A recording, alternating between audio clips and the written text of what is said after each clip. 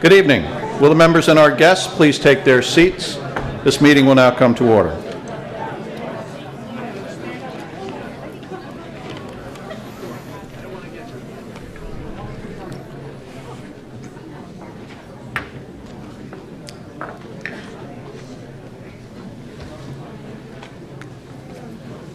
As all members have received a copy of the call of tonight's meeting, the reading of the call will be omitted. Will everyone please rise and join me in saying the Pledge of Allegiance?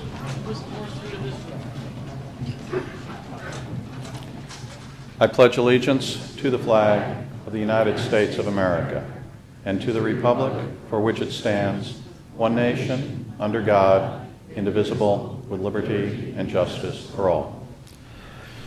Good evening. Welcome to the December meeting of the Representative Town Meeting. My name is Tom Byrne, RTM Moderator. As all members have received a copy of the minutes of our October 25 meeting, the reading of those minutes will be omitted. Are there any suggested changes to the proposed minutes? Hearing none and absent objection, the proposed minutes stand adopted upon unanimous consent. Josh Brady of our Labor Contracts Committee. I'm sorry. Bob Brady's going to speak next. A little bit out of practice. Josh Brown of our Labor Contracts Committee. We can sometimes get them all in one shot. Be careful what you ask for. Good evening, Mr. Moderator, fellow members and guests. I'm Josh Brown. I'm a delegate from District 8 and the co-vice chair of the RTM's Labor Contracts Committee. In October, Mr. Burns, Secretary of the Labor Contracts Committee, reported on the current state of contract negotiations.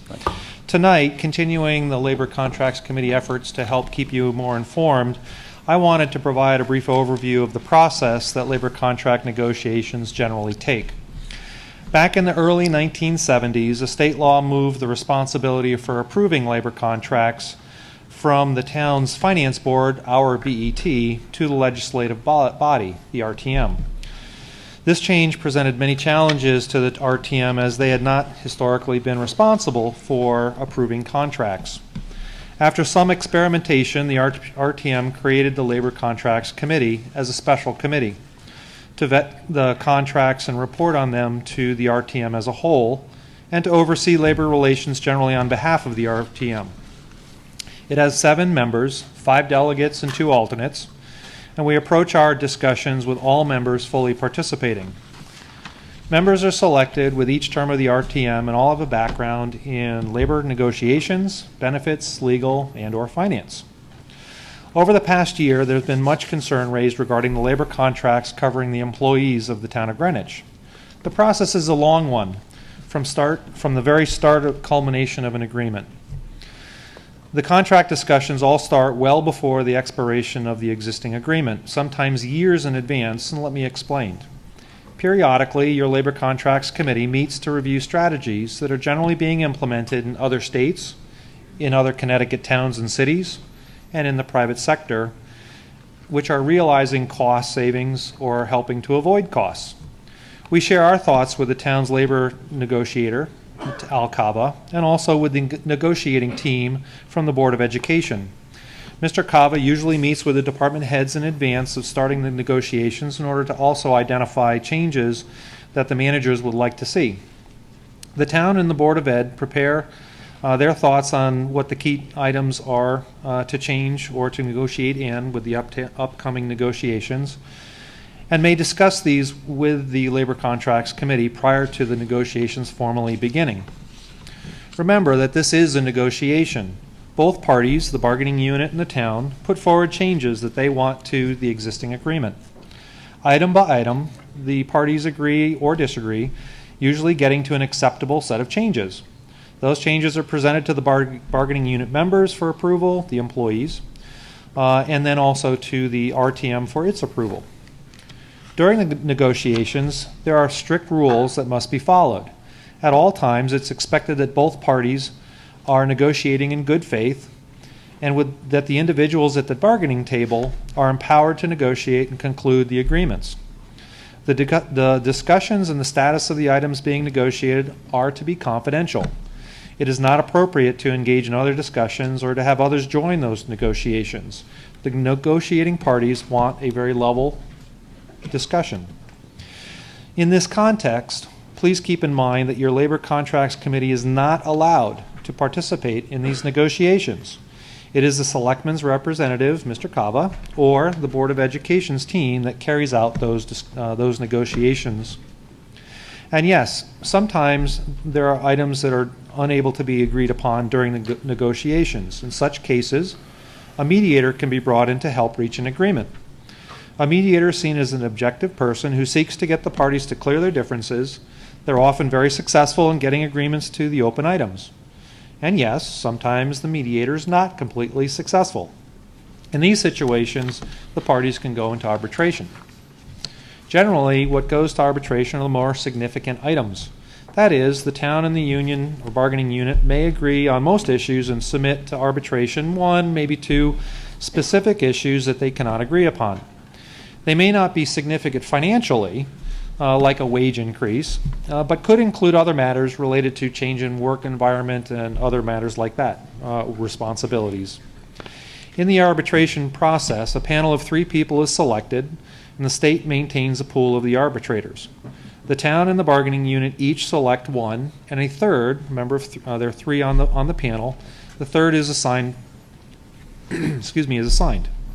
It tends to be the third, the presumably impartial arbitrator, that generally sets the tone of those discussions. It is important to understand that the arbitration process under Connecticut state law, the arbitrators cannot come up with their own solutions. Instead, they must accept either the town's proposal or the bargaining unit's proposal. However, in the case of arbitration of the gross wage increases in a multi-year arrangement, they can break it down into the individual years and award individual years accordingly. So the town might get 1 year, and the bargaining unit might get the second year, and the third could also be individually selected. The arbitrators tend to pick the proposed solution, whether of the town or of the bargaining unit, that they believe is consistent with the current trend of negotiated settlements and arbitration awards in the state.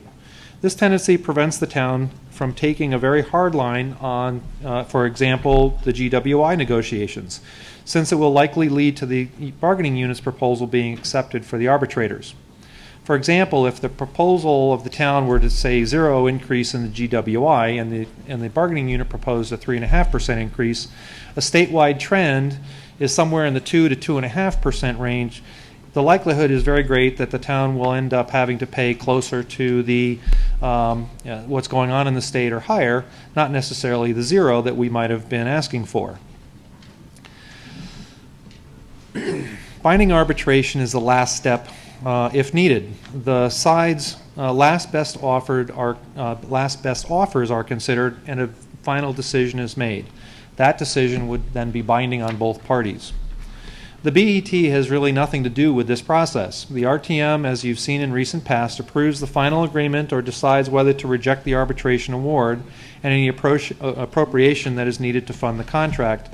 But otherwise, the RTM has no role in its negotiation and arbitration of the agreements.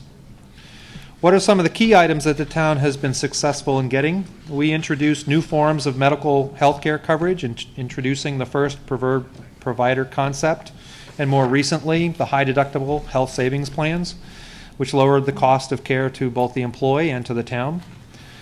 We put a cap on the amount of accumulated vacation and sick time. We've increased the employee's share in the cost increases for health care. As you know, or may have seen, the marketplace is seeing between 10 and 20% increases in the cost of coverage, and sharing these costs, it manages the town's cost, but more importantly, helps communicate to the employee what's going on out there in the private sector and other towns and cities. We've also introduced flexibility in certain ways jobs can be done by creating opportunities for employees to do more, and flexibility for the town to schedule work in response to its needs. We've also looked at the retirement programs and replacing the defined benefit plans with a defined contribution plan for new employees. While not in place for all bargaining units, all but the fire and police are. Making the shift has and will help to level the funding requirements by being able to better project the costs. The defined contribution plan also gives the employee flexibility to take those accounts with them should they choose to change jobs or to move away. The town is exploring how to transition existing employees into the new retirement plan, the defined contribution, as well as to look at the fire and police and see if there's a form of an alternative that could be achieved. The key here is the ability to project or to better predict the cost of those contracts and those benefits and try to avoid the swings that have been occurring recently. We've seen great variations in the funding levels in the past years, going from a year where we had little to no contribution for the retirement benefits to defined plan costs of $15, $20 million in recent years. Many of these improvements are and have been common practice in the private sector, some in other states, some in other Connecticut towns, but Greenwich tends to be a leader in this area. Many of these improvements are or have common practice, already said that. The Labor Contracts Committee has in the past developed improved reporting and projections on the cost of the contract. We've recently been revisiting this topic with the Finance Committee and the Budget Overview Committee, wanting to determine that the projections that are done at the time of the contract that's submitted to the RTM are reasonably accurate. We want to use these for basis of our decisions and help make sure that they're properly projecting the costs into the future. We'll have more on that in future discussions. The town is working to do more to fully adopt a number of these improvements, and your Labor Contracts Committee is continuing to work with Mr. Cava, Mr. Scher from the Board of Education in evaluating future contracts and providing input. The town of Greenwich has led in a number of introducing of these innovations, and we're now seeing many towns and cities across Connecticut introduce them. We believe Greenwich is and will continue to be a leader in developing fair and practical agreements, benefiting the town employees and the town residents. We will continue to keep you informed and specifically to work with the Finance and BOC as we go forward with ideas on how to improve communication about the cost of contracts. Should you have any specific questions, please feel free to reach out to me. Mr. Detchen, who's the chair of the Labor Contracts Committee, Joan Caldwell, who is our co-vice chair, or any member of the Labor Contracts Committee. Thank you. Very happy holidays to all, with best wishes for a prosperous and healthy new year. Thank you.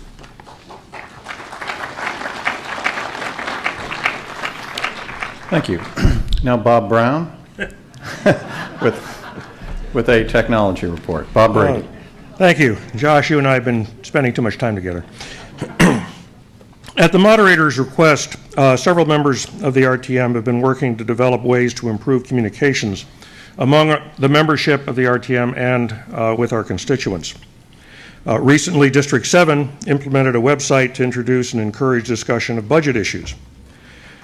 Members have noted that member contact information and committee delegate assignments information is often out of date, and that special committee meeting information is not conveniently available to members or to the public at large.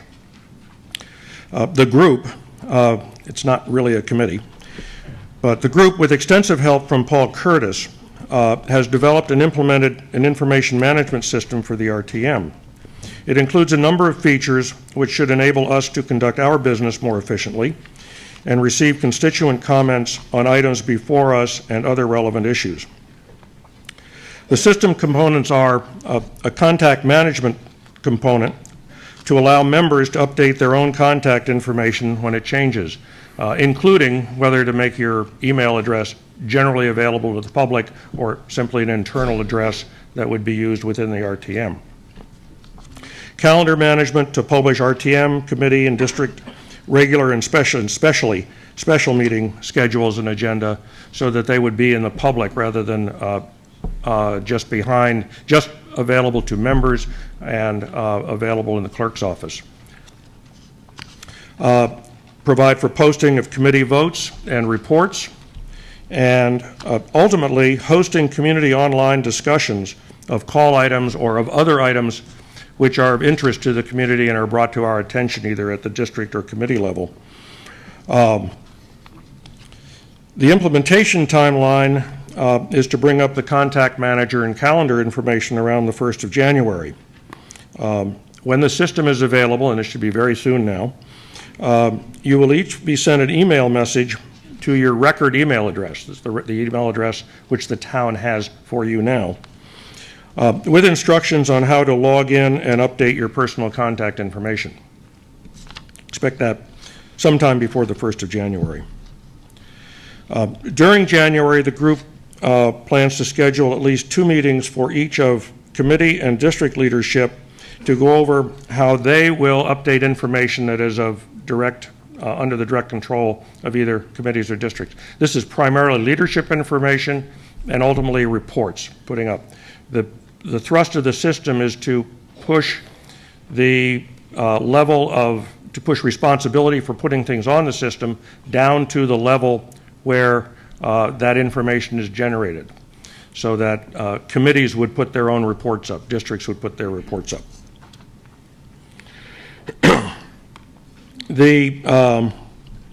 About the beginning of March, we plan to implement that report and issue posting and discussion, but limiting it only to RTM members. Not the public at large. The other 6 billion people will be able to see it, but they won't be able to access it to comment or change issues. We expect that sometime by June to implement full discussion of items by the public, which would require registration with a valid email address. So the other 6 billion people will subdivide themselves into 2 groups. The several thousand or hundreds or whatever who choose to register, and the other balance who simply watch. We've discussed a number of issues and made specific recommendations on them.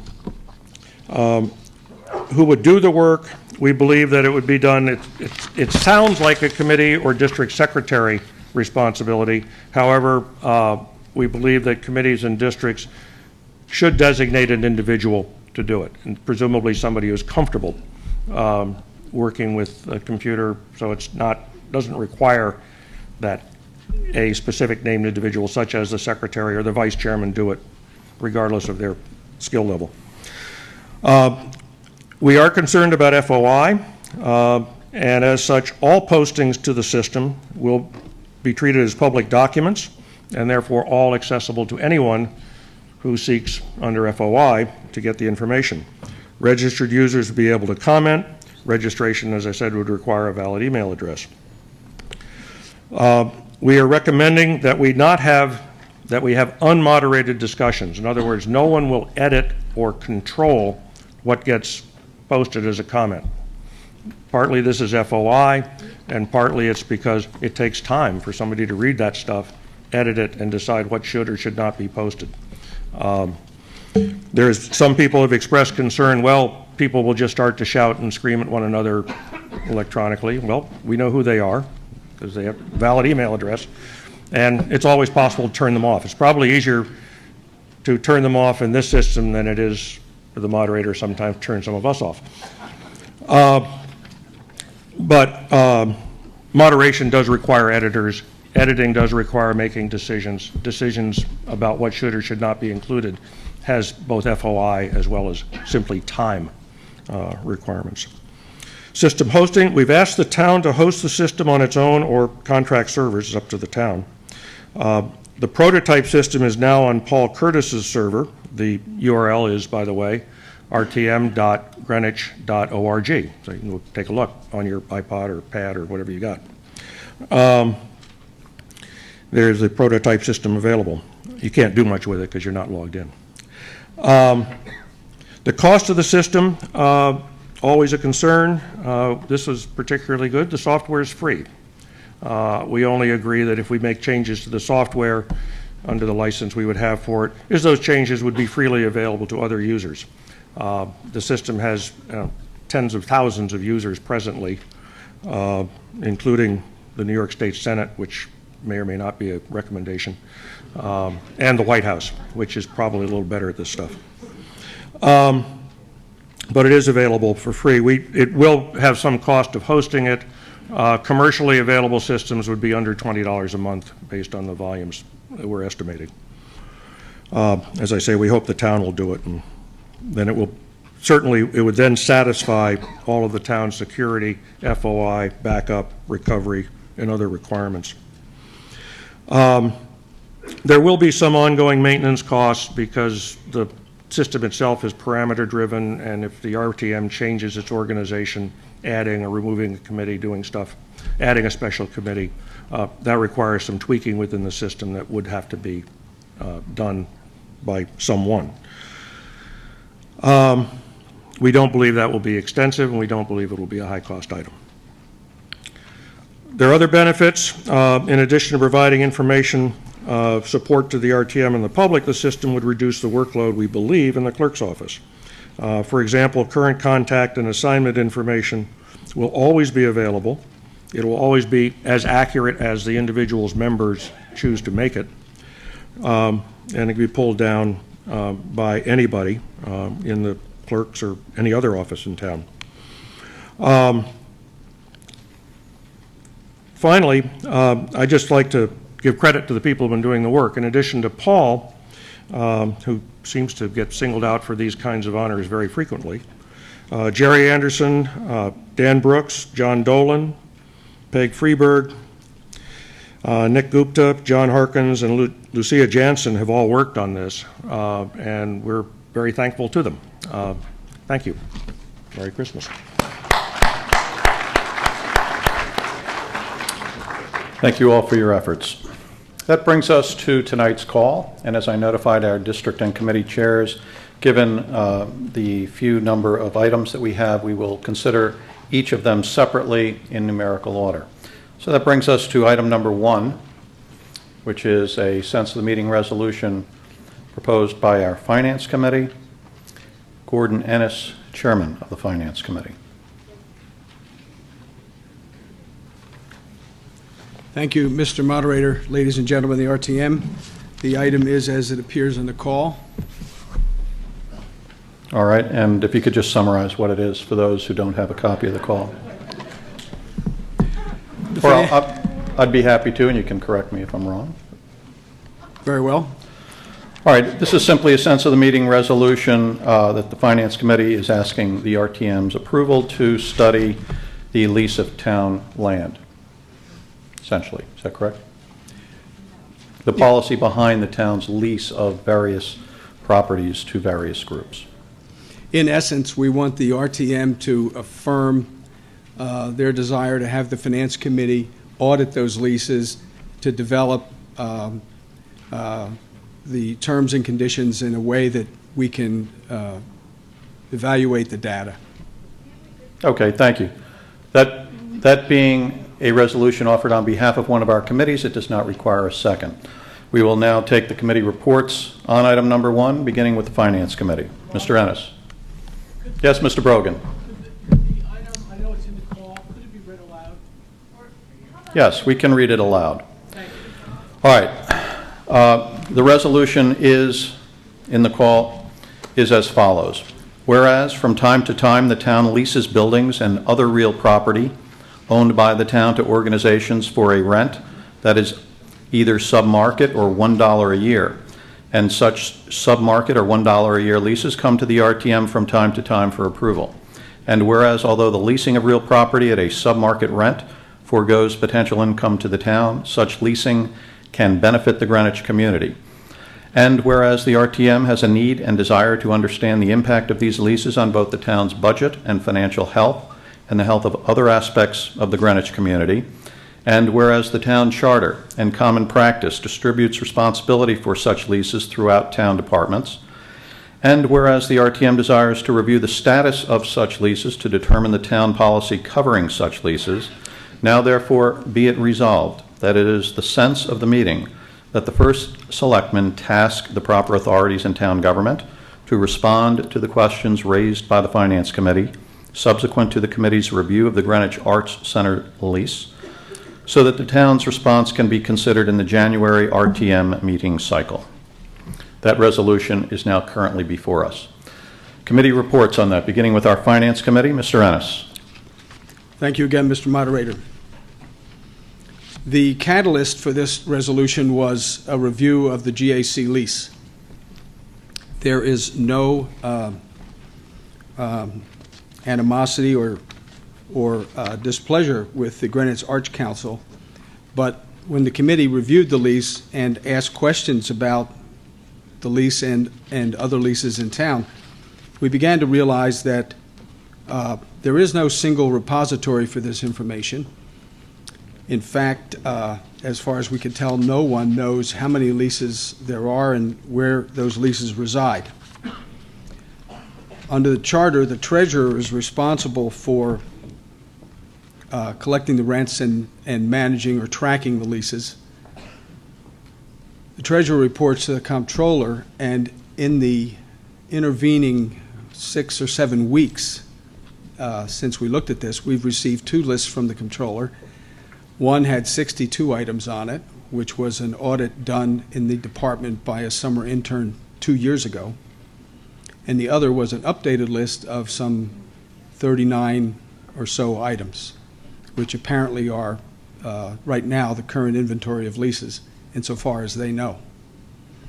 There's another repository that we've come to learn about, and that's in the Parks and Recs department, but we haven't seen any of those, and we do not know which ones they relate to, whether they're licenses, whether they're actually leases on property, concessionaires at some of the facilities around town, or whatever. So that's a concern for us. The Finance Committee is charged, as some of you know, with reviewing all leases of town property that have a term greater than 2 years or a rental payment of more than $50,000 a year. So if it's a monetary lease that we get a lot of money for, we're going to see it. And if it's $1 a year lease for more than 2 years, we should also see it.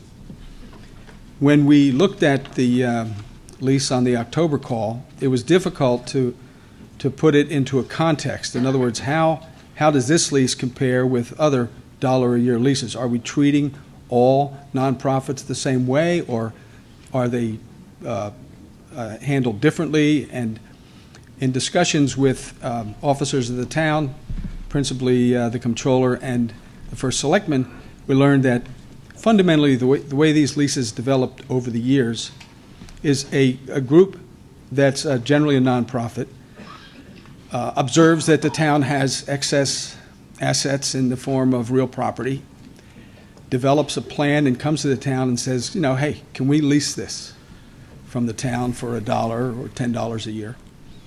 And they say, yeah, sure. The town has no immediate need for it. And so very often the lease is drawn up by the attorney that represents a nonprofit, presented to the town, and the town approves it. And it comes to the RTM, and the RTM approves it. But there's no context to do that. No one's managing the properties that the town has in any sensible way. It's not managed as anyone would manage a group of properties. It's just managed in kind of a onesie-twosie way. It's a patchwork quilt, basically. And that's not helpful, and it doesn't help us advise. When I say us, I mean the Finance Committee. It does not help the Finance Committee advise the RTM on how to properly respond when these leases come before it. So we're worried about that, and what we planned to do was to create a subcommittee that would audit these leases and compare the rents, the square footage, the terms, and just lay it out on a spreadsheet. And we'd end up with 2 things. One, we'd then know where they all are, who's responsible for managing the relationship between the town and the tenant, what kind of insurance coverage we have, and whether or not it's appropriate to the risk, what kind of terms are involved and how they compare one to another, and we can develop some kind of a consistent way to review leases in the future. I know a lot of people are disturbed by sense of the meeting resolutions. No one has actually said that to me, but I have heard it kind of anecdotally, and in many ways they are troubling. But if you look at the RTM rules, it's very interesting the way it was structured when sense of the meeting resolutions were inserted into the rules. They're described there, and basically the description is this. The sense of the meeting resolution is a procedure for formally expressing a concern or a collective viewpoint on one or more issues of local, state, or national importance. Although not binding on those to whom it is addressed, it is generally regarded as a statement of public opinion. Insofar as members of the RTM represent the general public, that's exactly what it is. Now, I've made the point before that if a sense of the meeting resolution passes by a vote of, say, 200 to 10, 200 in favor, 10 opposed, it would be a very strong statement, and it would compel action on the part of anyone to whom it was addressed. It would be very difficult, in my opinion anyway, for a leader in town to ignore it. On the other hand, in this case, we have agreement from the first selectman, agreement from the comptroller, virtually agreement from Joe Siciliano, head of Parks and Rec, and anyone else who has come in contact with this all agree that they would like to see this done. The Finance Committee is willing to staff it. So we'll have attorneys and other intelligent Finance Committee members. So who does that leave out on the Finance Committee? I leave that to the body to decide. But we'll have those members, and they intend to go to work under the direction of Rob Pirelli-Minelli from District 12. Thank you. And he's an alternate on the Finance Committee. He's an attorney, does a lot of work in real estate, so he's familiar with it. Jill Oberlander is also, she's a primary delegate on the Finance Committee. She will be on our subcommittee. She's an attorney with a lot of work, a lot of experience in administrative and civic law. Plus there's other 5 or 6 other people that are involved. That group will be kind of managed or will liaise with Peter Minarski, the comptroller, and any other department head that we feel necessary to drag into this exercise. Anyway, All right, it sounds good. I'm not finished. Let's go. Okay, fine. I'll wrap it up in 30 seconds. That means, though, that we have this already set to go. We're ready to pull the trigger. We just want an affirmative reaction from the RTM. We want to know that we're not chasing windmills here, that the RTM has an interest in gathering this data and looking at it when it's done, and that's why we want your vote. That's what makes, I think, this sense of the meeting resolution different, because if you say yes, we have the people already in the saddle ready to ride. All you need to do is say go. Great, thank you very much. Peter Berg, Chair of our Land Use Committee.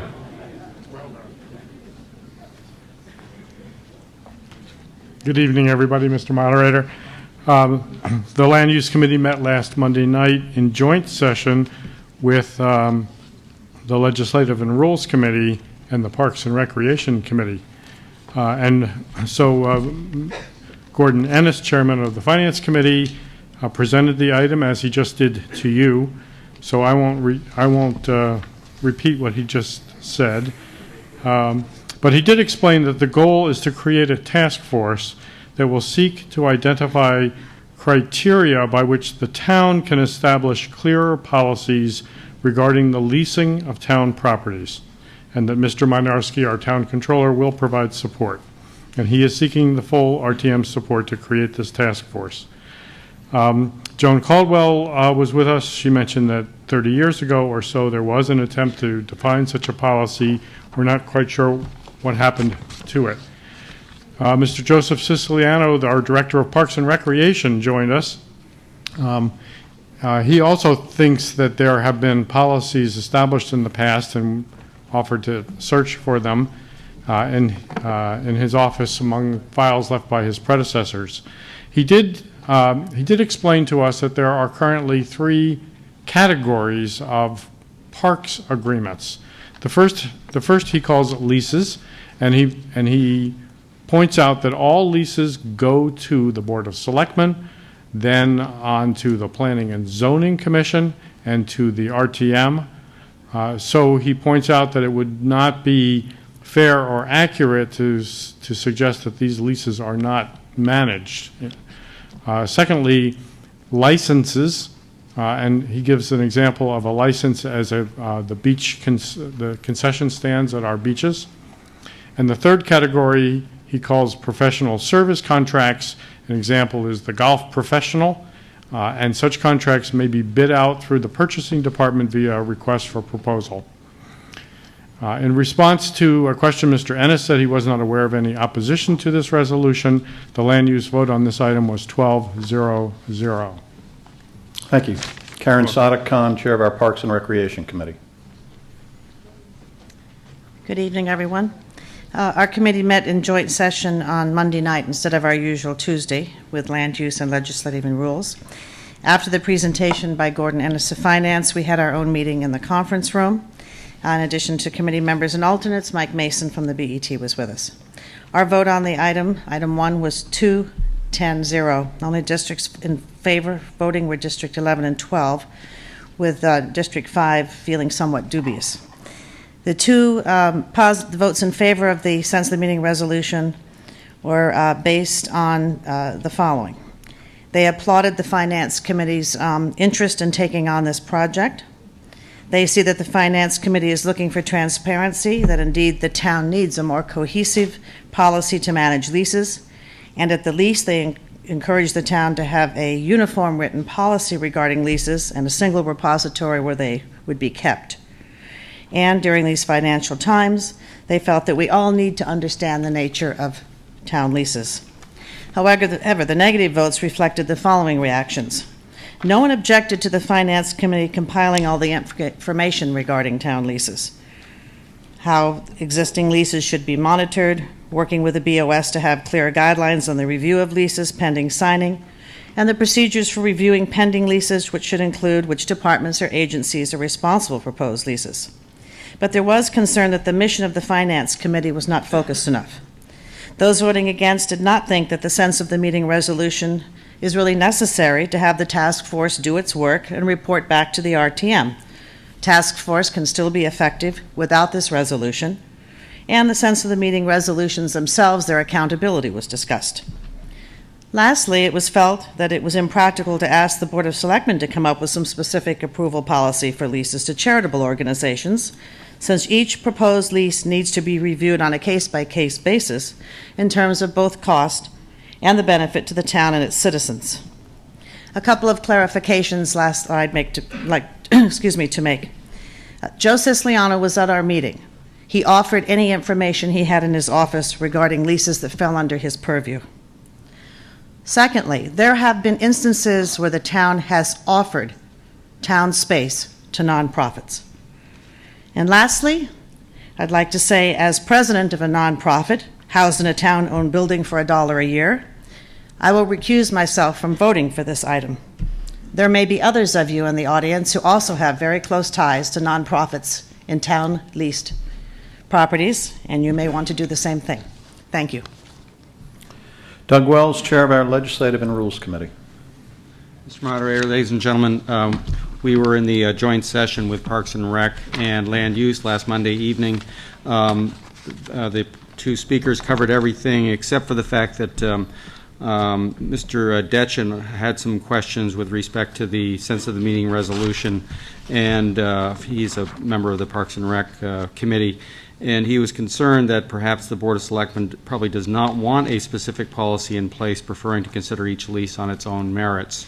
Mr. Ennis acknowledged that may be so. He intends to work with the Town Properties Committee in trying to put policy in place. Our committee stayed in the joint session for about 35 minutes, then retired to our our own room for the purpose of discussing the Greenwich Arts Council lease with 3 representatives of the GAC as well as Joe Siciliano. I won't go into that now, except for there were 2 things that we discovered in our conversations with the GAC and Mr. Siciliano that perhaps the Finance Committee should consider.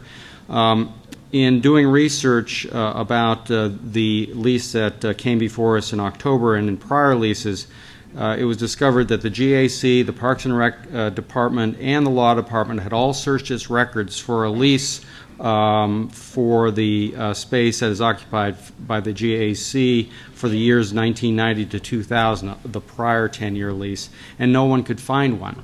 We're left with the belief that probably there was none. So one thing that perhaps we should have in place and the Finance Committee should consider, at a minimum, we should have a tickler system whereby either the Law Department, the Select Board, or the departments in charge of these leases should calendar the termination date so we don't have properties going without leases in effect.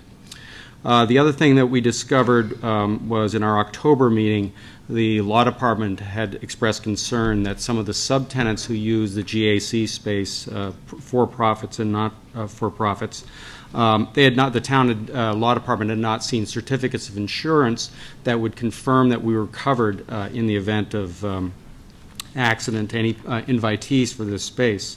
One of the board members, Mr. Harris, confirmed with our committee that he believed there were certificates of insurance in place, but apparently the Law Department hadn't seen them. So I think this might be a policy consideration for the Finance Committee to consider. That is, if there are certificates of insurance, they should go to the Law Department to confirm they're in proper order. Our committee took up this item and focused on whether the SOMR was in legal order. We concluded that it being advisory in nature was appropriate for the RTM to consider as drafted, even though many of us thought that the language concerning what the ultimate goal here was somewhat vague. Our vote as to legal order was 11-0-0, District 10 absent. Thank you. Discussion on item 1. Joan Caldwell, Chair of District 10. To be followed by Jim Boutel, Chair of District 8. Mr. Moderator, members of town meeting.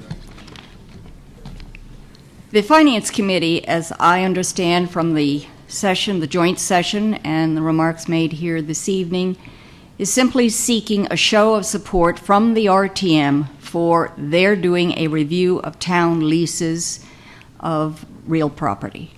For many, many years, members of this body have wanted that. As someone reported earlier, we did try 30 years ago and we didn't get anywhere. So we're going to make another try for it.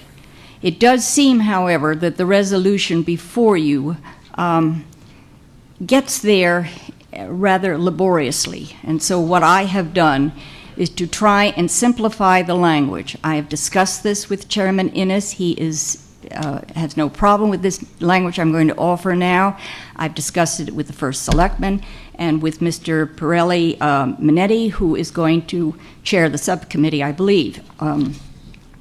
This is simply a way to put what they want to do right out in front of us straight. I am proposing that the resolution, as it now is before you, that the whereases remain unchanged, and that the paragraph that begins, "Now therefore be it resolved," be amended to read, "Now therefore be it resolved that it is the sense of this meeting that the Finance Committee, in accordance with its charge in the RTM rules, review all leases and licenses of town property and prepare for the RTM by March 2011 a summary of the terms and conditions of these documents so that the body may have a factual understanding of all leases and licenses of town land." I so move. Is there a second? It has been moved and seconded to amend item number 1 as just read. Is there any need to reread the proposed amendment? Hearing none, that amendment is now before us. Discussion. We can, as you know, adopt amendments by unanimous consent. Is there any objection? Would we like discussion on this? Do you have an objection? All right. Mr. Von Keisling, discussion on Ms. Caldwell's motion to amend item 1.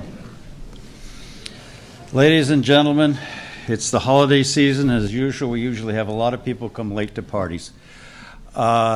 This situation that we're dealing with on leases is being dealt with other bodies of town of Greenwich as well at this time. It was the issue of the Arts Council lease, which came up last meeting, that triggered the particular concerns, as well they should have been concerned about some of the issues that were revealed in studying that lease. And the Finance Committee did a proper job in really vetting that item that was before us and came to these questions that we're now dealing with today. The Finance Committee wrote up a sense of the meeting resolution which gave it the support, if passed, of the RTM to go ahead and give that kind of little prod to the bureaucracy that's always helpful. Although it seems to me that we have the full agreement with all of the leadership in the administration. The sense of the meeting resolution, as Mr. Ennis said, is a statement of sentiment. It is not a detailed policy statement. It is not an administrative policy. It is not a plan of action. It is simply saying, please assist our Finance Committee in providing the information they need to do what they feel is their business. We don't need to restrict them by finer wording. What is said in the resolution is sufficient to do that job. I will remind you there's the Town Properties Committee that is also working on this and has been dealing with this for a long time on a different level, so that these two activities will probably end up supporting each other and being useful. So there's a lot more going on than just this Arts Council's lease that started the question. By the way, the lease list that you have, people have touted around the 60-item list, is woefully incomplete and also includes things which are not leases and all kinds, kind of a catch-all list. So there's some work for our committee to do. Let's give them the direction to do it. We don't need to start giving specifics in there which will get bogged down in fights and floor fights and turf areas. Thank you. All right, I'm going to read the proposed amendment again because that was not my interpretation of it. Now, therefore, be it resolved, that is the sense of this meeting, that the Finance Committee, in accordance with its charge in the RTM rules, review all leases and licenses of town property and prepare for the RTM by March 2011 a summary of the terms and conditions of these documents, so the body may have a factual understanding of all leases and licenses of town land. Further discussion on that proposed amendment. Mr. Boutell, District 8.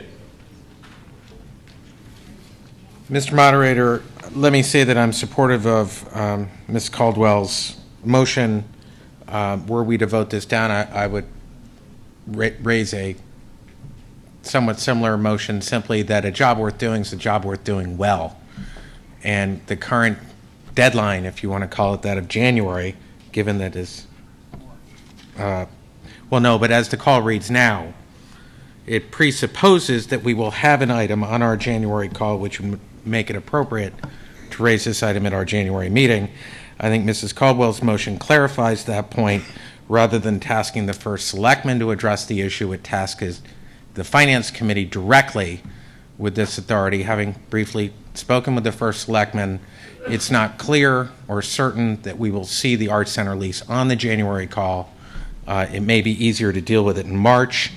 So I'm supportive of that. Mr. Moderator, I know we normally do not permit secondary amendments, but if Ms. Caldwell and you would accept, as you look at the list of what we call leases and licenses in our explanatory comments, the prior speaker noted that there are things on there like copiers. We can deal with that simply by using the term real property rather than just property, so that we are specific that what we're talking about is town land that we are leasing to nonprofits and others. Thank you. Thank you. Further discussion on the proposed amendment. Will the district chairs please mark your voting cards? Caldwell amendment to item number 1 and proceed to poll your delegation. If you are in favor, now this is not a vote on the merits of item number 1. It is merely, are we going to adopt this language that Ms. Caldwell presented? And we will then, and that will be a yes or a no. If you want to replace that, now therefore be it resolved clause that is in our call that has a January reporting date with the language presented by Ms. Caldwell with a March. Yes. Is there a reason we can't Yes, freedom of information. This is a substantive issue, and we need a recorded vote. But what we can do, when I call for the vote, we can continue discussing item number 1. So if you are in favor of adopting the proposed language that Ms. Caldwell presented, you should vote yes. If you want to leave it as presented in the call, you should vote no. So I ask that the district chairs please mark your voting cards, Caldwell amendment to item number 1, and quickly and quietly poll your delegation. While we are conducting that vote, if there are others who would like to comment on item number 1, now would be an appropriate time. Is there anyone who would like to offer any comments? Okay. We will then await the result of that vote before calling for a final vote on item number 1. While we are waiting, I will make this comment. I will echo a sentiment that the chair of District 6 sent around to all District 6 members, exhorting them to go out and study the budget, the proposed budget for the next fiscal year. In particular, I know that the Board of Education is currently considering a proposed budget for the next fiscal year, and copies of that proposed budget are available online. I understand from the administration that hard copies were presented to all the various committees with jurisdiction over the school budget, and given the volume of that budget, they will now need any additional interested RTM members to access it online, and it is available online. So just a reminder that perhaps our most important responsibility is a budget responsibility, and now is the time to get to work on what will come before us at our May meeting.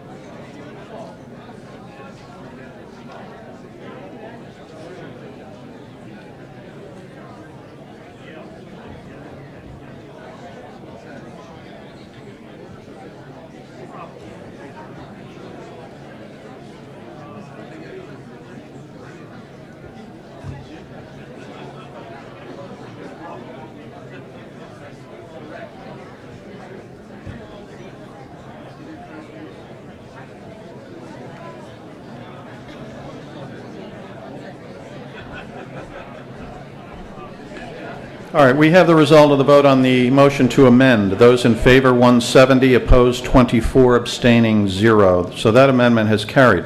Further discussion on item 1 as amended.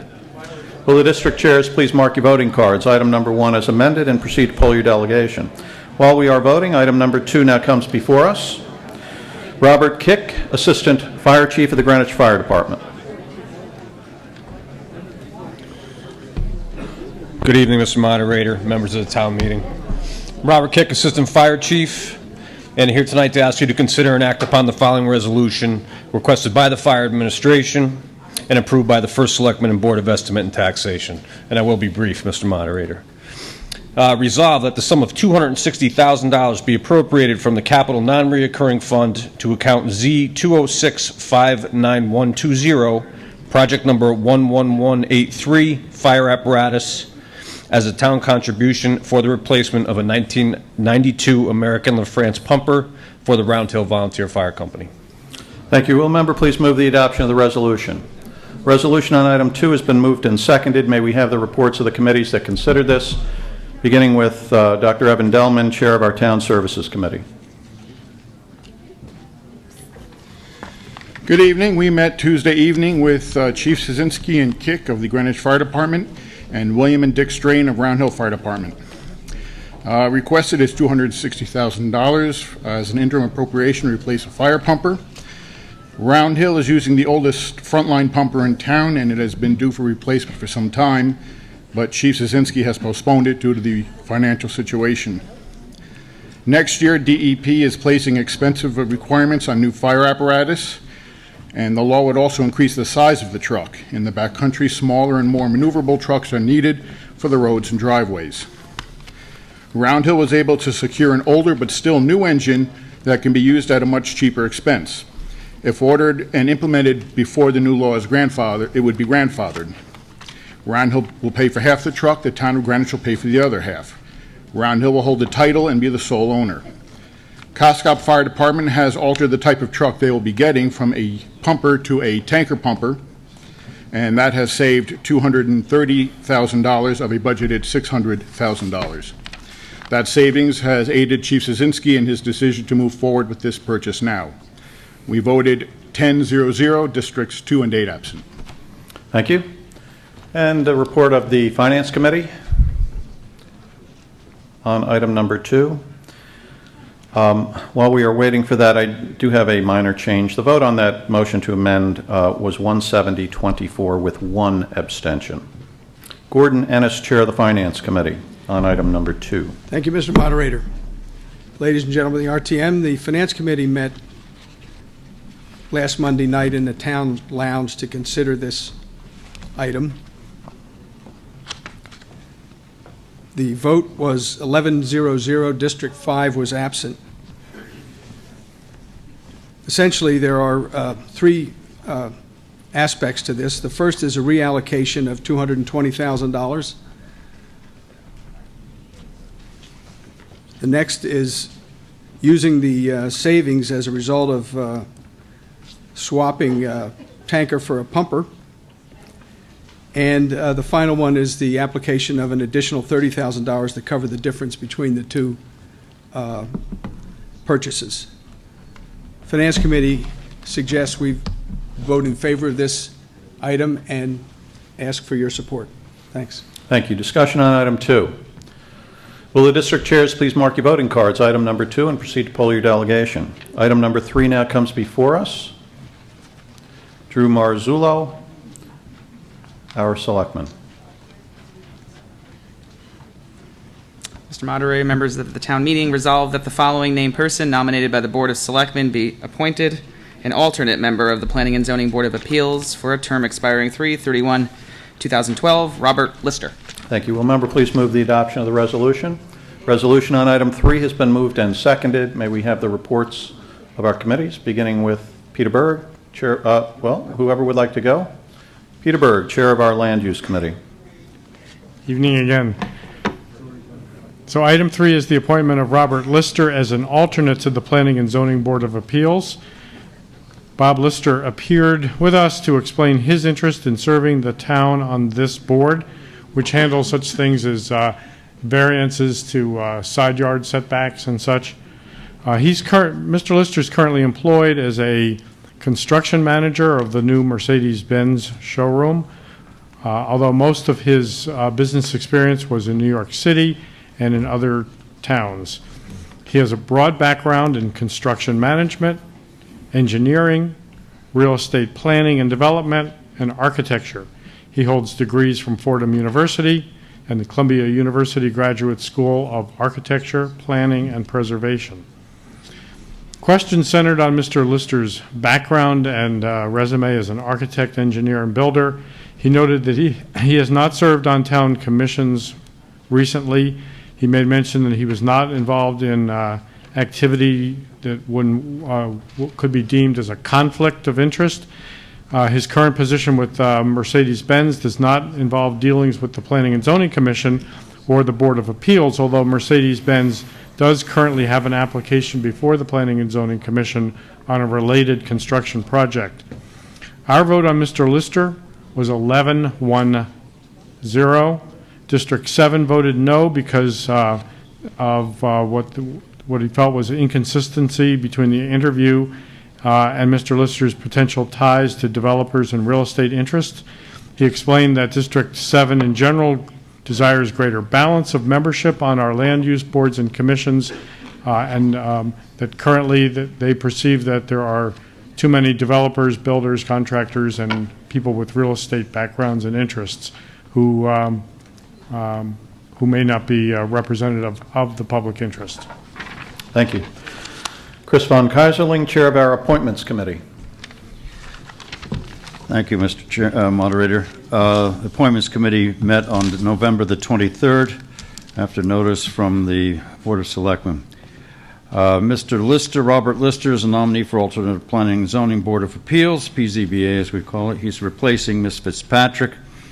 We interviewed him at some length. Mr. Lister has a long career in construction management in the region and with some projects in Greenwich. Interestingly enough, one of the major areas of his concern and expertise is in building firehouses, but we won't go further with that. He does not intend to initiate any projects in Greenwich while serving on the PZBA. We question him very closely on any possible conflicts of that nature with his career. It was commented on that the Board of Appeals required a construction expertise in order to judge what are reasonable remedies for zoning hardships. Oftentimes people will ask for the moon, as you know, and try to justify it. Mr. Lister expressed a strong belief that planning is the foundation of any good outcome. The Appointments Committee voted 10-0-2 to recommend Mr. Lister's appointment. The two abstentions were by the same member. We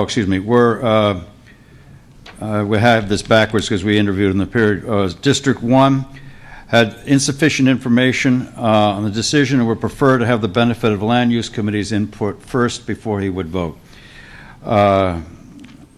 District 7 had received several communications from constituents who had felt that there should have been a wider search for candidates, and her position was no comment on the qualification of Mr. Levy, she said. I would also, Mr. Lister.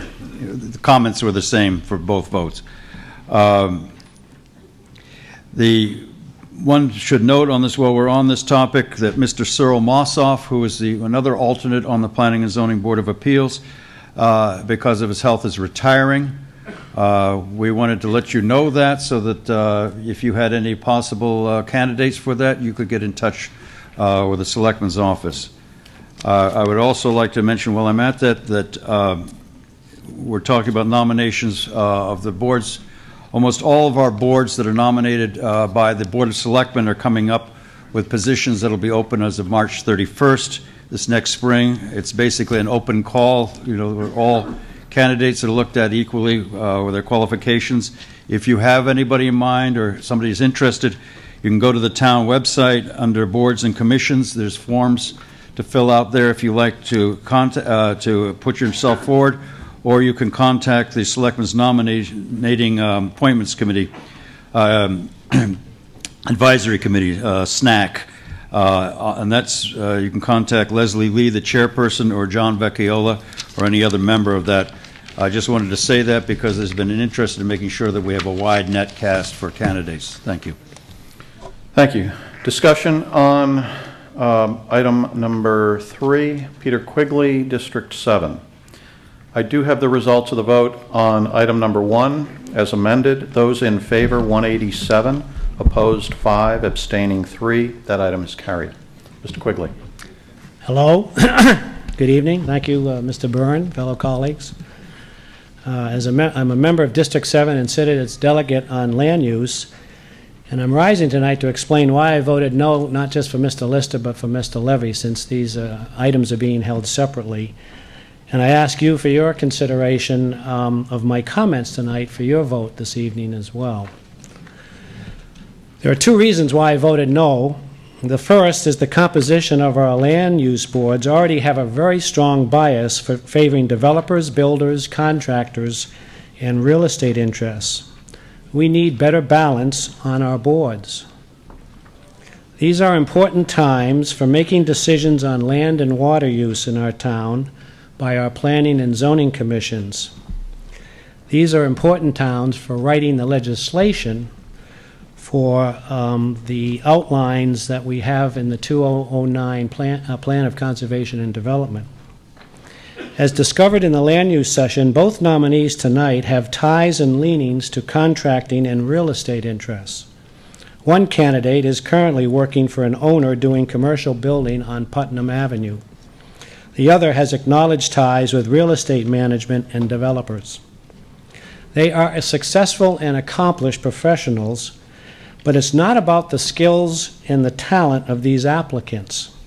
It's about how they will use these skills to further their bias and attitudes about residential and commercial development,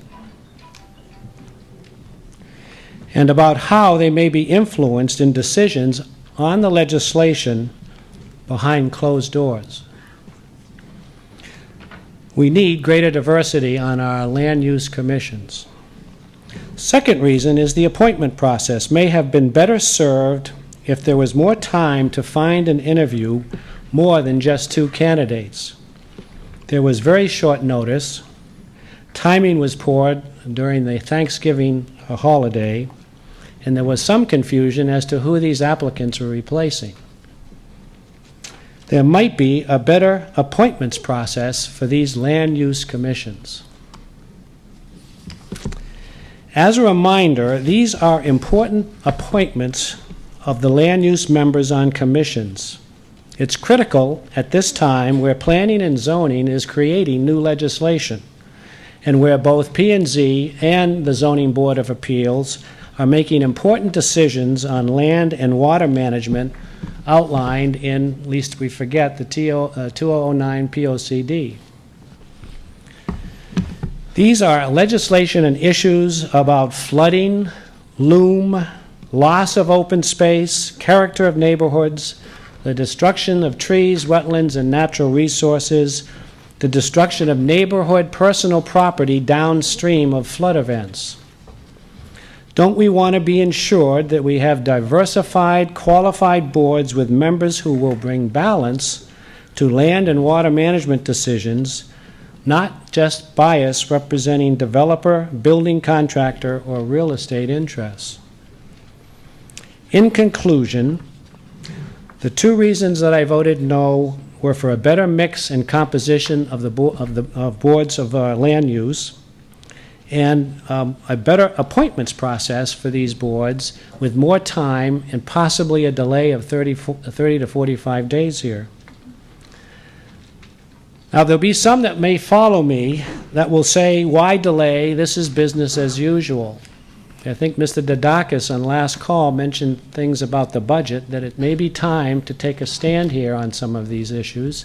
And clearly, the budget is important to the RTM, but the appointments is also a major obligation, responsibility, and function of the RTM. And indeed, we have the power of appointments to make effective change and to decide the future course of well-managed land and water development in this town. And the question is, don't we want to be the best? Greenwich can lead the way, or we can watch when storms hit and wonder why things do not change. I ask you to please reflect on my comments tonight and in your vote for items 3 and 4. Thank you very much. Further discussion on item 3. Karen Fosiliotis, District 7. Good evening. I was going to take the night off tonight and not speak before you, but I can't remain silent on such an important vote that's before this body. Important vote, you might ask? Well, this is simply a nominee as an alternate on the Planning and Zoning Board of Appeals. What's so important about this vote? It's a no-brainer. We have an individual who has a background in construction management that wants to serve as a volunteer. He's a good fit. Sign him up. Vote him in already. Let's go home. It's not a big deal. Well, I submit to you that this nomination that is before us tonight is a big deal. I am also standing before you to urge you to vote not to approve his nomination. Mr. Lister, the individual before you, will be serving as an alternate on one of the most critical boards that this town has. While his name is before us as an alternate, he may at any time actually serve as a voting member, a deciding member of the P&Z Board of Appeals when a full member is unavailable. So I hope that I have been able to convince you at the start that this nomination is a big deal. We have before us an individual who potentially may sit in judgment of you, your neighbor, or others in town when it comes to applications for special permits, special exceptions, or special uses of the property that you or they own. I don't know Mr. Lister personally. I've never met him. In fact, all I know of Mr. Lister is the brief bio that was given to us in the explanos and the report that our appointments representative gave at our district meeting. From what I've read and heard, he certainly has an impressive background. But I ask you to consider this when you make your decision whether or not to vote for him. The Planning and Zoning Board of Appeals does not need a person with Mr. Lister's background at this time. I know, I've heard this argument before many times. The Planning and Zoning Board of Appeals needs individuals that can read blueprints and knows how the process of how structures are built. So why am I trying to convince you that Mr. Lister is not perfect for the position at this time? After all, his biography states that he has 40 years of experience in building, design, engineering, and construction management. We need people like him on these boards, don't we? Had the current Board of Appeals, had the current makeup of the Board of Appeals been different, I would be standing here urging you to vote for Mr. Lister. However, based on his background, I urge you not to approve his nomination. If you look at the current P&Z Board of Appeals, there are 2 lawyers and 3 individuals with backgrounds in real estate acquisitions and construction. I believe that the 2 alternates also have a construction and real estate background, although I couldn't find their bios on the website. I hope you will agree that when you look at the current makeup of this Board of Appeals, it's not what you might consider a balanced board. Why is that, you may ask? Consider who comes before the Planning and Zoning Board of Appeals. Usually one party is a builder, contractor, or homeowner, or the lawyer for those people, who is seeking a special exception to build something or use the property in a way that is not within our current land use regulations. Many times there is no opposition to the special exception, and based on the lack of opposition and the exception that is sought, the special exception is generally granted. However, when there is opposition, the opposition is usually from a neighbor who is trying to convince the board that the non-regulated use should not be permitted. There are also times, as in recent application before the Board of Appeals concerning Greenwich Academy, for example, when the neighbors of a landowner alert the board that a special exception for the use of the property should have been applied for but was not. The individuals who serve on this board are tasked with great responsibility. These are the individuals who are deciding that a house can exceed the FAR, or the height of a fence can be above regulations, or the use of the property is acceptable. Put simply, we need some right-brain people to offset the left-brain analytical building and lawyer types that are currently on the board. If there is not a diversity of experience and backgrounds in the individuals that serve on the Board of Appeals, Isn't it more likely than not, whether intentionally or unintentionally, that the decisions will favor those seeking the special permit, in many instances to the detriment of the neighbors and the neighborhood? If you answer my last question with a resounding no, then I have not been persuasive, and you will most likely vote to approve Mr. Lister. However, if your no is maybe yes, maybe no, then I hope that you will consider what I've said and conclude, as I have, that Mr. Lister is not the right candidate to fill this position and vote no. Thank you. Further discussion on item 3. Chris von Keyserling, District 8. Before you begin, however, I'd like to announce the vote on item number 2, which was the appropriation for the fire engine for Round Hill Volunteer Fire Company. Those in favor, 193, opposed 2, abstaining 1. That item is carried. Mr. von Keyserling. Thank you, Mr. Moderator.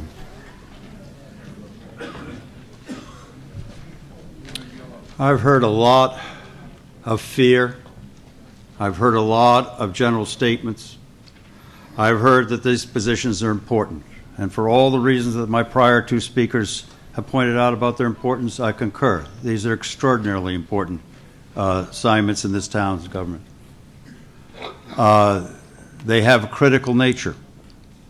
I've been involved personally in the land use end of it, as some of my friends here in the town meeting I see sitting before us, over 30-some-odd years.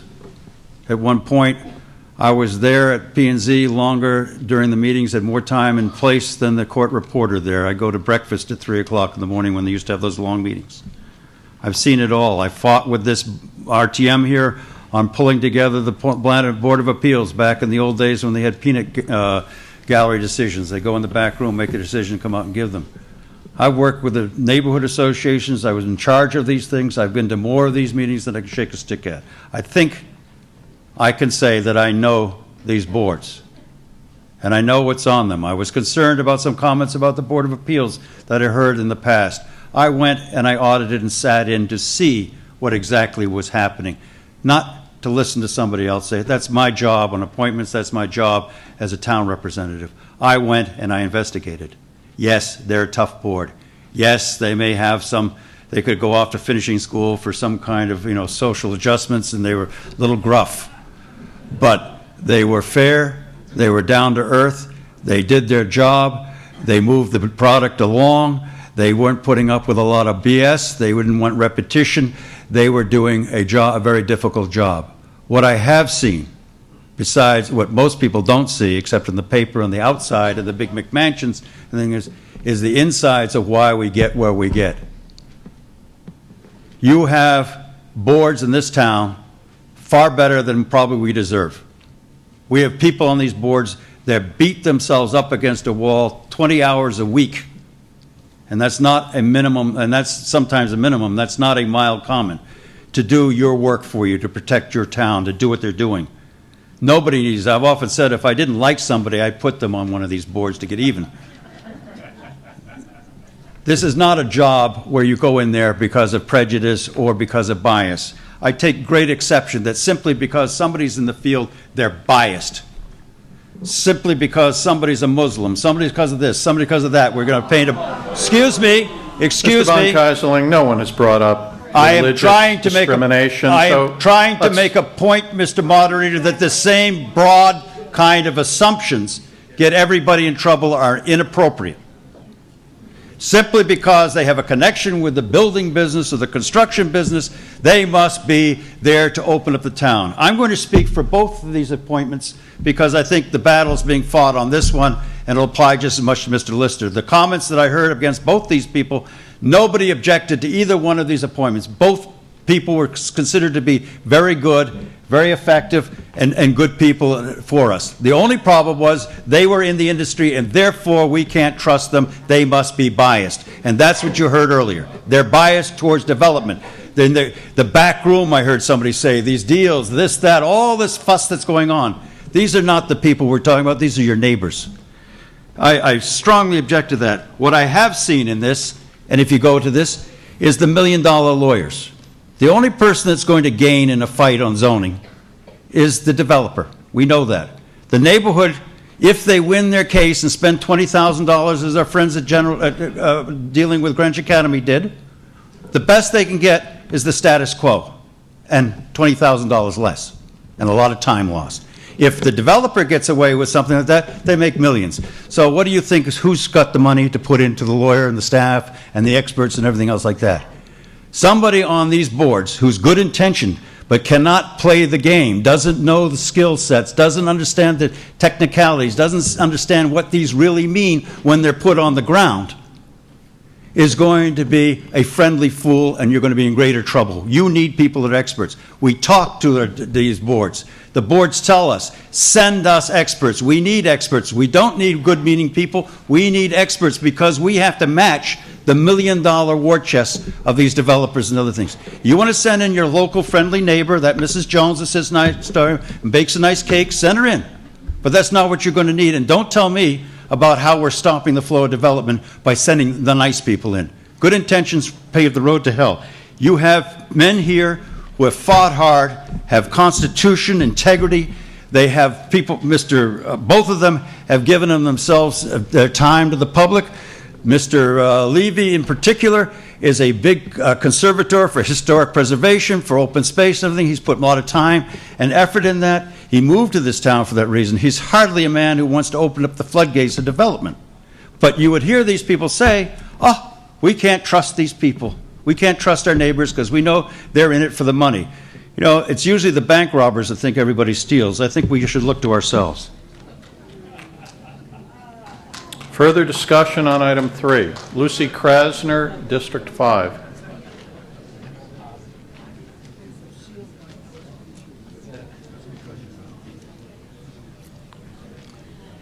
I don't like to get up and re-say or mimic what someone has said before, but I do definitely agree with the prior speaker. I think that these two people, and the discussion really is about two people who are the next person as well, are really excellent candidates for these positions. I think taking somebody who is completely unrelated to the land use field, shall we say, if you take a publisher and say, well, now you're going to be on one of these land use agencies because District 7 wants the agents to be more balanced, these agencies to be more balanced, I don't think they're going to bring the expertise and the knowledge that you really need on these committees. These are two excellent people, and again, I too have in my district heard people say, well, because the bias business that they're going to move their real estate practice to Greenwich and get all involved here, though they haven't been doing that before. That's going to happen now to these people because it's happened to other people in the past. I think these are exceptionally well-trained people. I mean, Columbia School of Architecture and Design is really one of the top places in the world. And to turn down either of these two candidates, so I don't have to get up again for Mr. Levy, would be, I think, extremely inappropriate. So I urge you to vote for both of these candidates who are excellent candidates for both of these land use agencies. Further discussion on item 3. Will the district chairs please mark your voting cards? Item number 3, and proceed to poll your delegation. Item number 4 now comes before us. Drew Marzullo with that resolution. Mr. Moderator, members of the town meeting, resolve that the following named person nominated by the Board of Selectmen be appointed an alternate member of the Planning and Zoning Commission for a term expiring 3/31/2011. Peter Levy. Thank you. Will the member please move the adoption of the resolution? Resolution on item 4 has been moved and seconded. Peter Berg with the report of our Land Use Committee. And good evening again.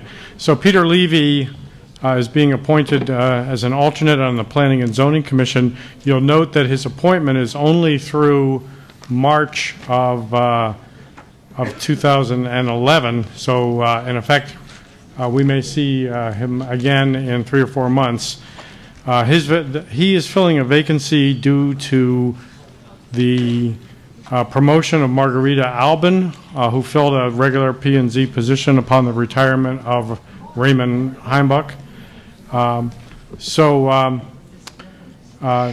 which occurred which occurred some months ago. So this vacancy has been with us for some time. Mr. Levy manages commercial real estate in New York City, Rockland County, and upstate Connecticut. He holds degrees from Grinnell College and graduate degrees from the University of Pennsylvania and Columbia University. Mr. Levy told us that his chief love is architecture, but he couldn't make a living in architecture, so he became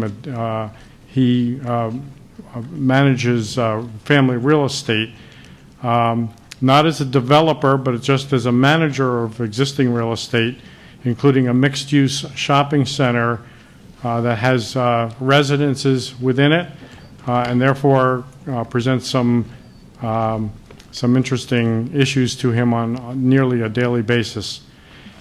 He told us that he has studied our plan of conservation and development. He is committed to maintaining the character of our community as his paramount goal. With respect to protecting open space in town, Mr. Levy expressed concern about the value of small parcels, such as small subdivision set-asides, as contrasted with valuable connected open spaces that support more species. There were numerous questions about Mr. Levy's connections to real estate development, but again, Mr. Levy told us he is not a real estate developer. Concerns about his background, bias, and relationships that might conflict and influence decisions to the development side. Now that the P&Z, as Mr. Quigley pointed out, is in critical steps of modifying regulations to address the many goals outlined in our 2009 Plan of Conservation and Development.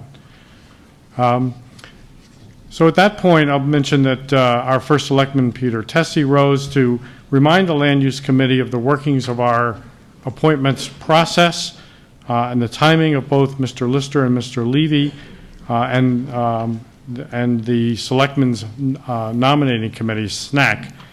Mr. Tessie informed us that as Mr. von Keyserling pointed out in his report previously, there may be many openings on our various land use boards and commissions in the next several months. These are typically very difficult positions to fill, in part because of the very large time demands that they involve. And he invited all members of the Land Use Committee to recommend candidates. And as Mr. von Keyserling pointed out, anyone who is interested in serving on a land use board or commission, whether in this room or watching on TV, one way to do that is to simply go to the town website, go to the forms section on the left, and you'll find SNAC on that list. So, or you can call the selectman's office. So going back to this, to the matter at hand, our vote on Mr. Levy was 6-6-0, with districts 2, 5, 7, 10, 11, and 12 voting no. The no votes said they wanted a better mix and balance and composition on this Planning and Zoning Commission to reflect backgrounds in conservation and preservation of topography, land, and water, rather than real estate development and contractors. District 5 representative specifically said he did not agree with Mr. Levy's position in favor of replacing our FAR system with a simpler approach. All made clear that their no votes were in no way personal. Thank you. Thank you. Mr. von Keyserling with the report of our Appointments Committee. Thank you, Mr. Moderator. Again, we met on November 23rd. Mr. Levy, we had a long discussion with him on many of the issues that have been discussed tonight. First of all, I just wanted to clarify one thing. While Mr. Levy was a trained architect, among other studies that he's done, he did not pursue it because, like a lot of people, he was seconded into the family business, and that truncated that career. He and his brother now are partners in the family business, which their father had built. It owns a few buildings down in New York City, small buildings, and a couple of others in the outlying districts. Basically, they manage the property. They're not developers. They're not expanding. They simply are taking care of the family property and managing it and doing what would be done in that sense. However, he said in order to assist his tenants, business and residential mix, he uses his architectural skills constantly, so he's up to date. He hones them, and he can bring that to the table.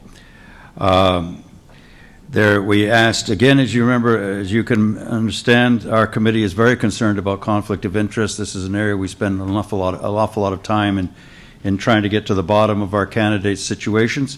Mr. Levy said that he has no intention present of inquiring any business interests in Greenwich, where both he and his brother resides. This is where they have their home. Mr. Levy, in fact, said that he moved here to Greenwich because he had witnessed as a boy growing up what happened in Scarsdale, and he was particularly upset about the disappearance of open space in Scarsdale, where I can't remember the exact numbers, but there was nothing over 5 acres of open space left in the city or the town, and that's why he moved to Greenwich, which he particularly appreciates the open space here and prizes it, and looks to support that. He also had experience in historic preservation, which he supported, and conservation. So here is what he was evidencing to us was a person who wanted to maintain the status quo and the qualities of life rather than to develop.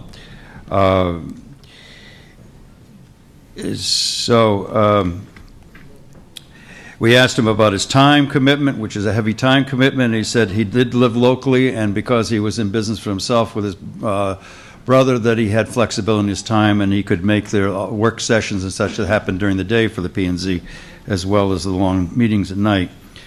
The vote was 10-02 to recommend Mr. Levy's appointment as alternate to the Planning and Zoning Commission. There were 2 abstentions. District 1 had insufficient information for his decision and would prefer to have the benefit of the Land Use Committee's input first. District 7, as I said before, had received several communications from constituents that felt there should be a wider search for candidates. Our position was no comment on the qualifications of Mr. Levy. That precipitated a discussion with our committee about how wide a net was thrown. At our meetings, we have the benefit almost regularly of Mr. Vecchiola and other members of the SNAC committee there. We questioned them on what the search had been, how far they had gone, how wide a net they'd thrown, to what extent had they processed this, and they said that they, evidenced a very diligent attempt to find the best people in the widest net. As was said before by my colleague from Land Use, this is not an easy job to get candidates for. It is an extremely difficult job. One might think, as you can see from tonight, a thankless one. Somebody's going to be disappointed whichever way they rule. So for people to spend this amount of time on this kind of work, it's very hard to find good candidates, let alone qualified ones. So we urge that you appoint Mr. Levy. All right, before calling for discussion, I have the result of the vote on item number 3, which is the appointment of Robert Lister to the Planning and Zoning Board of Appeals. Those in favor, 148, opposed 43, abstaining 3. That item is carried. Discussion on item 4. Franklin Bloomer, District 5.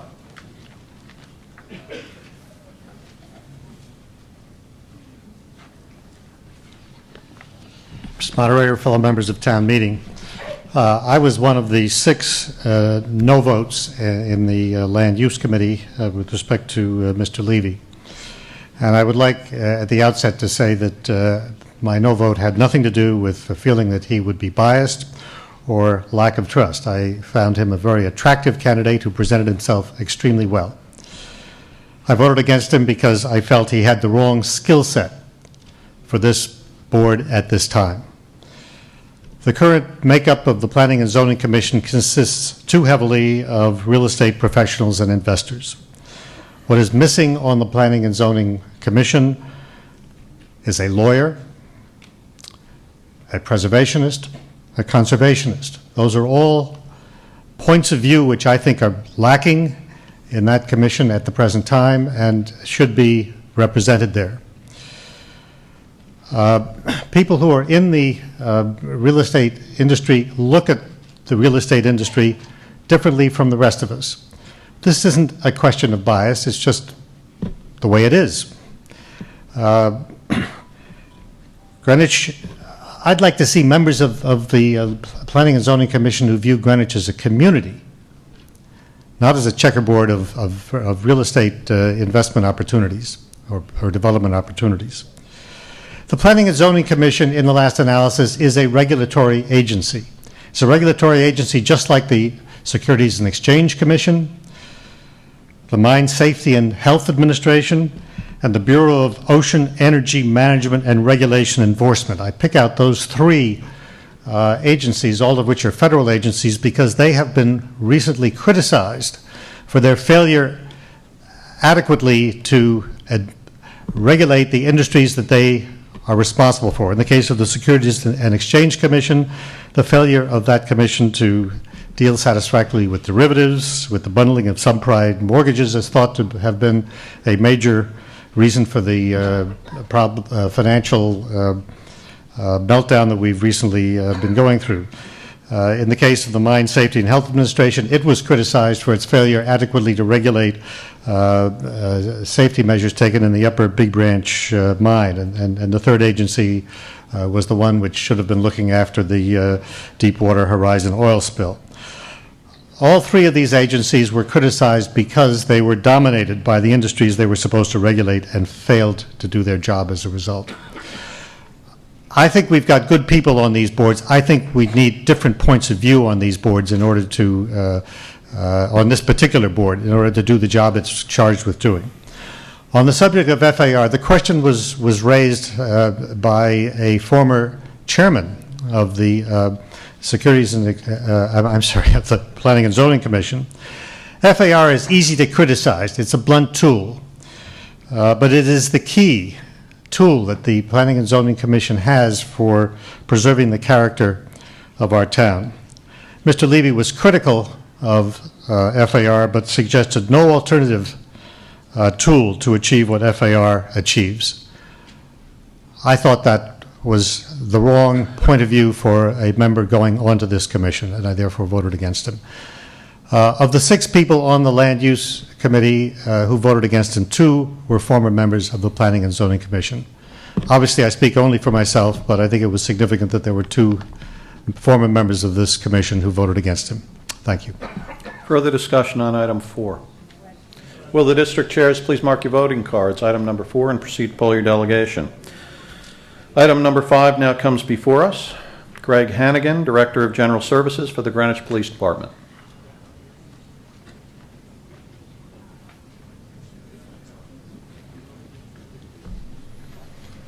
Thank you, Mr. Moderator. Good evening, ladies and gentlemen. Item number 5 reads, resolved that the amount of $211,036 be and the same is hereby appropriated to be added to account number 213-59120-11107, Police Department, General Services Division, Automotive Equipment. Thank you. Will the member please move the adoption of the resolution? Resolution on item 5 has been moved and seconded. Evan Delman, Chair of our Town Services Committee. Good evening again. We met Tuesday night with Chief Ridberg and Mr. Hannigan.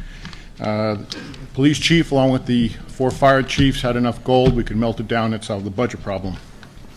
Requested is $211,036 in an interim appropriation to replace the police car fleet. The Ford police cars, as we know them, are being phased out and replaced with a newer model, and the chief feels it wise to replace 9 of the 11 cars before this happens. The reason's twofold.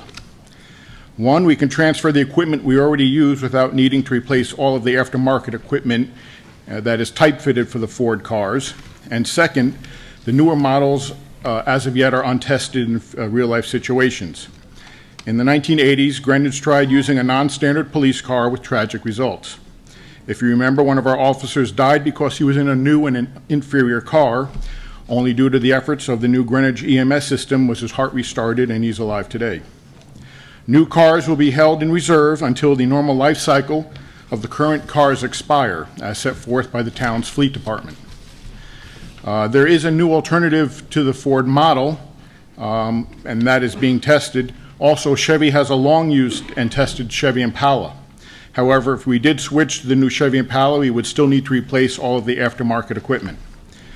The chief stated that they would be getting 2 of the new test vehicles added to the fleet in order to see how they react in real-world situations and to see how the town should proceed in the future.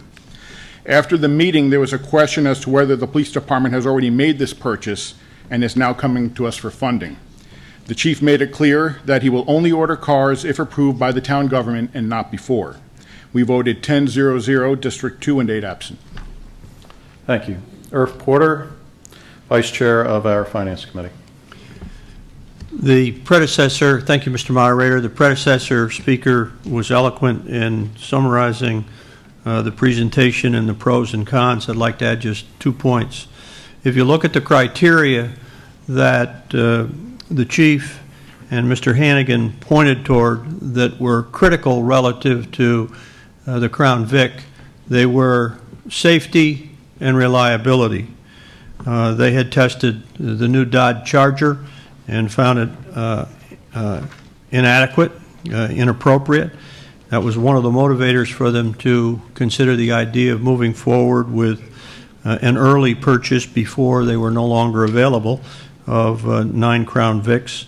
And as was stated, they'll consider other models, including an all-wheel drive Ford Taurus and a Chevy Caprice when the time is right, because down the road the Ford Vic will no longer, the Crown Vic will no longer be there.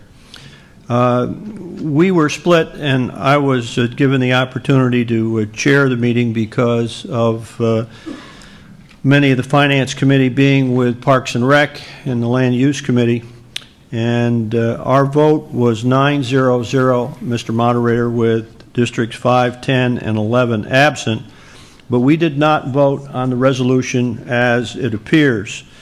We felt that it was appropriate for the BET to approve the appropriation of funds, and as a result, we added a contingency, which I learned tonight from the moderator is not necessary, because before this could be implemented, it would be illegal for us to have a contingency, number one, and the BET does have to approve it. Therefore, the 9-0-0 vote that we had really is not an appropriate indication of the sentiment of the group. I would opine, however, Mr. Moderator, that unless there's an objection from the members who voted in favor, that the vote would be essentially the same, because the contingency was just a perfunctory change that we thought was appropriate, which we now have learned is not necessary. Thank you. Thank you, Mr. Porter. Let me explain. Mr. Porter is referring to an amendment that the Finance Committee adopted, essentially conditioning this appropriation upon the BET approving it. And I explained to Mr. Porter, following consultation with Mr. Fox, our town attorney, that by operation of law, in particular the charter, we are typically the final approval in the process of town appropriations. But the charter, as Mr. Fox, in his opinion, and I will ask Mr. Fox to correct me if I misstate his opinion, does not prohibit us from taking a vote on the appropriation before the BET in this circumstance, and that the charter would require the BET's approval before this appropriation could take effect. So by operation of law, the condition that the Finance Committee was interested in arises on its own. We, as an RTM, have been informed by the law department over the years that we may not condition appropriations for certainly for a practical reason, that there would then be no one in place to determine if the condition had been satisfied, but for other reasons as well. And so we do not place conditions on appropriations. Mr. Fox, do you care to comment further on this issue? All right. Thank you. And by the way, I think I speak for the body and the town in congratulating you and your legal team on the litigation that recently concluded in Stamford Superior Court.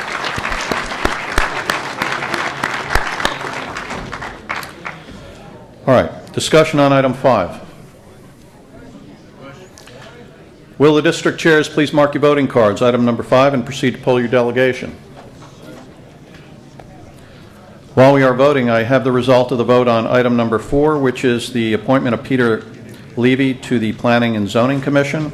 Those in favor, 117, opposed, 74, abstaining, 3. That item has carried. We will need to await the result of the vote on item 5 before proceeding to adjourn our meeting tonight.